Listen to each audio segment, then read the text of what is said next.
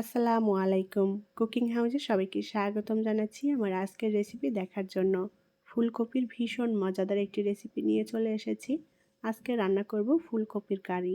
আর এই ফুলকপির কারিটা রান্না করব আলু মিক্স করে। আলু এবং ফুলকপির এই কারিটা খেতে খুবই টেস্টি এবং মজাদার হয়। আলু ফুলকপির এই কারিটা রুটি, পরোটা, সাদা ভাত সব কিছুর সাথেই পরিবেশন করা যায়। দারুণ লাগে খেতে। তাহলে চলুন কিভাবে আলু ফুলকপির কারি রান্না করি সেটা দেখে নেই।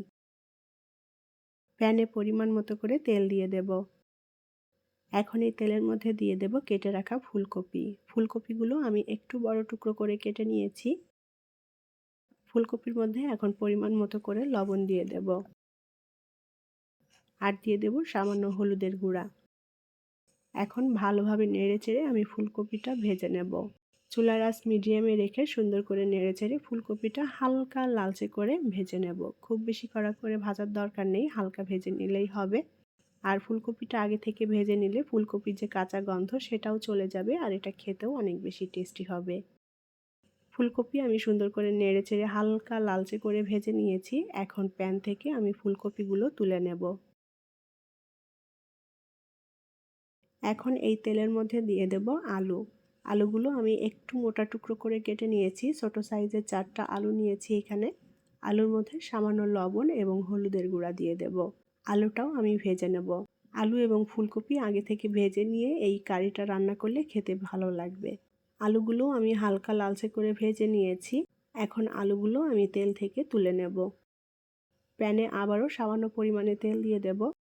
এখন এই তেলের মধ্যে দিয়ে দেব পেঁয়াজ বাটা। 2 টেবিল চামচ পরিমাণ নিয়েছি পেঁয়াজ বাটা। আর দিয়ে দেব আদা বাটা, রসুন বাটা এবং কাঁচামরিচ বাটা। আদা বাটা, রসুন বাটা এবং কাঁচামরিচ বাটা আমি 3টাই হাফ চা চামচ করে নিয়েছি। এখন এই মশলাটা একটু ভেজে নেব যাতে কাঁচা গন্ধ চলে যায়। অল্প আঁচে মশলাটা আমি ভেজে নিয়েছি সুন্দর করে, কাঁচা গন্ধটাও চলে গিয়েছে। এখন পানি দিয়ে দেব কিছুটা যেন পুড়ে না যায়। পরিমাণ মতো দিয়ে দেব লবণ। হলুদের গুঁড়া দিয়ে দেব হাফ চা চামচ পরিমাণে। শুকনা মরিচের গুঁড়া দিয়ে দেব 1 চা চামচ পরিমাণ। ধনিয়ার গুঁড়া 1 চা চামচ পরিমাণ। জিরার গুঁড়া দিয়ে দেব হাফ চা চামচ পরিমাণ। মশলাটাকে এখন সুন্দর করে কষিয়ে নেব। ফুলকপির কারি অনেকভাবে রান্না করা যায় আর এই ফুলকপিটা খেতে এতটাই সুস্বাদু, এটা যেভাবেই রান্না করা হোক খেতে খুবই ভালো লাগে। আমি মশলাটা সুন্দর করে কষিয়ে নিয়েছি। এখন এর মধ্যে আমি ভেজে রাখা আলু ফুলকপি দিয়ে দেব। মশলার সাথে আলু ফুলকপি ভালোভাবে নেড়েচেড়ে মিলিয়ে নেব আর কিছুক্ষণ কষিয়ে নিতে হবে।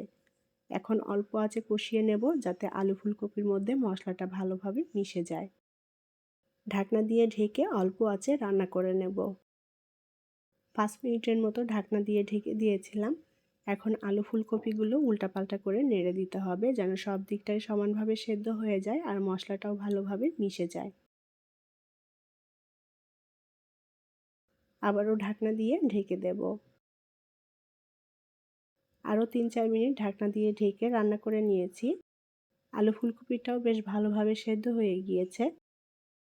এখন দিয়ে দেব পরিমাণ মতো করে পানি। যে যতটা ঝোল রাখতে চান সেভাবেই পানিটা দিয়ে দিতে হবে। আমি এখানে অল্প ঝোল রাখবো সেভাবেই পানি দিয়ে দিয়েছি। ঢাকনা দিয়ে ঢেকে রান্না করে নেব।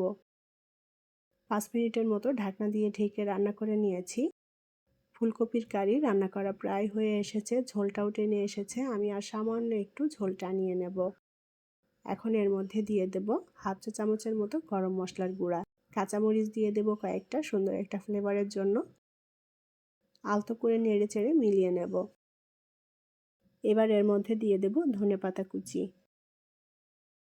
ধনেপাতা দিয়ে আলতো করে নেড়েচেড়ে মিলিয়ে নেব। আবারও ঢাকনা দিয়ে ঢেকে দেব। 3 মিনিটের মতো ঢাকনা দিয়ে ঢেকে দিয়েছিলাম। ফুলকপির কারি রান্না করা হয়ে গিয়েছে। আমি ঝোলটা টানিয়ে নিয়েছি যতটুকু রাখতে চাই সেভাবে। ফুলকপির কারি রান্না করা কমপ্লিট। এখন এটা নামিয়ে পরিবেশন করব। তৈরি হয়ে গেল দারুণ সুস্বাদু এবং মজাদার ফুলকপির কারি। ফুলকপির এই কারিটা রুটি, পরোটা কিংবা সাদা ভাত সব কিছুর সাথেই খাওয়া যায়। দারুণ লাগে এটা। আশা করছি আমার আজকের রেসিপি আপনাদের ভালো লেগেছে। রেসিপিটি ভালো লাগলে প্লিজ লাইক, কমেন্ট এবং শেয়ার করবেন। পরবর্তী রেসিপি দেখার আমন্ত্রণ জানিয়ে বিদায় নিচ্ছি। আল্লাহ হাফেজ।